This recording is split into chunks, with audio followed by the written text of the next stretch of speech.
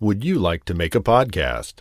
Spotify has a way to let you make one easily, distribute it everywhere, and even earn money, all in one place, for free. It's called Spotify for Podcasters, and here's how it works.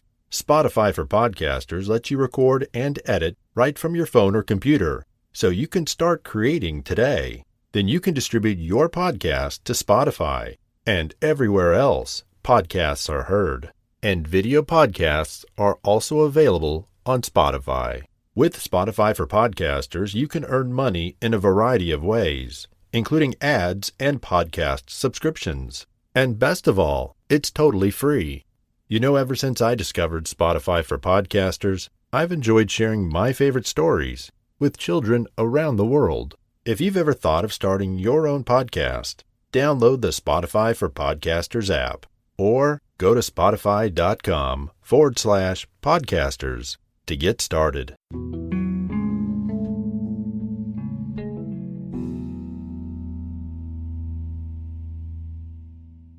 The story of The Little Mermaid. Once upon a time, long, long ago, a mer-king lived under the sea with his 6 mermaid daughters, who all had long wavy hair and sang with sweet, heavenly voices. The mermaids loved their watery world, but they liked to hear the wise sea king tell them stories about the world above the sea. "Oh, Father, tell us about the cities and the trees and the flowers," they would cry. "When you are 21, my little ones," their father would say, "you can go to the surface and see all these wonders for yourself." One by one, the sisters got their chance to visit the surface. At last it was the turn of the youngest sister. The little mermaid swam up through the crystal waters to the ocean surface, with great joy in her heart. Close by was a big ship. She could see people on the deck throwing a party for the prince who was on board. The little mermaid couldn't keep her eyes off the handsome prince. As she swam closer for a better look, the sea started to swell, and a strong wind whipped up. "Oh, no!" cried the little mermaid. "A storm is coming." Suddenly the ship was tossed from side to side, and the prince was thrown into the churning water. He began to sink beneath the waves and would have drowned, had the little mermaid not dived down to rescue him. Swimming close to the land, she gently pushed the unconscious prince onto the beach. His eyes flickered open for a few seconds, and then he smiled before closing them again.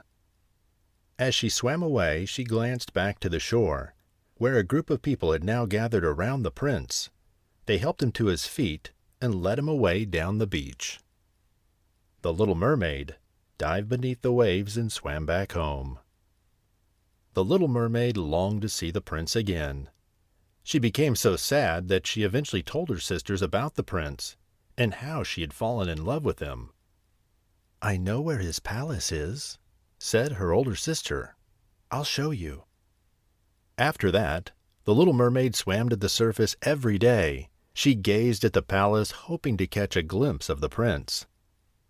"Father, could I become human if I wanted to?"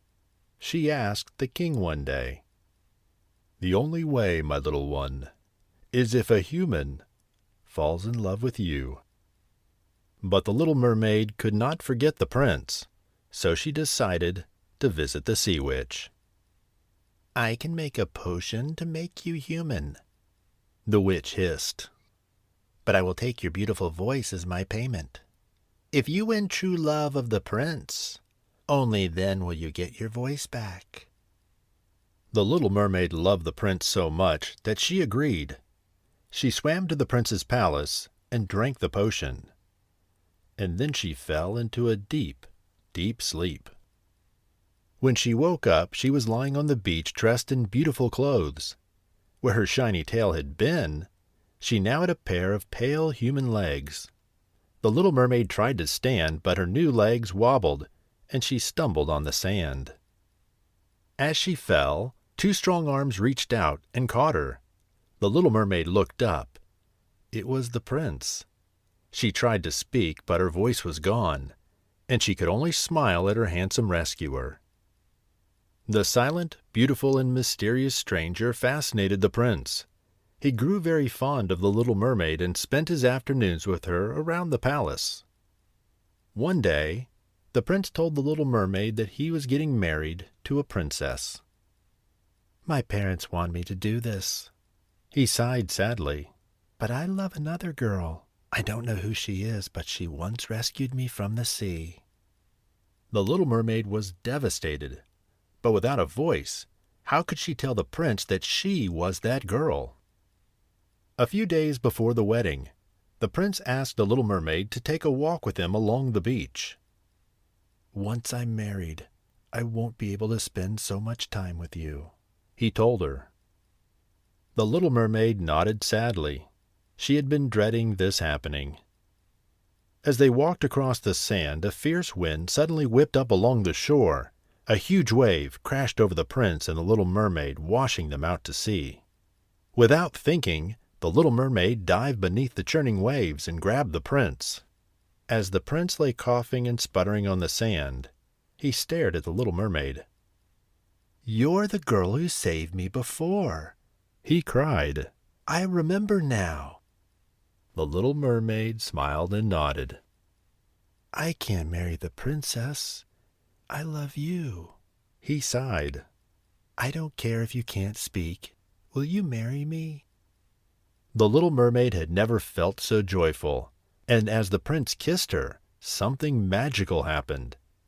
She could feel her voice returning, bubbling with excitement. She cried out, "Yes, I will marry you."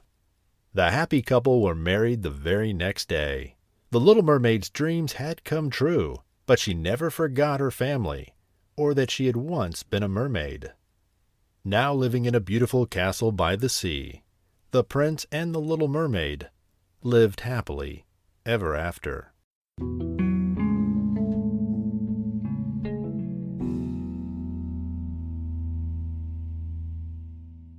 Thank you for listening to Bedtime Stories. Please make sure you subscribe to follow us for more stories and, of course, share them with a friend. You can get notified of new stories on Twitter and Instagram @MagicMonorail. If you have a suggestion for a new story, send us an email, magicmonorail@gmail.com. Until next time, good night.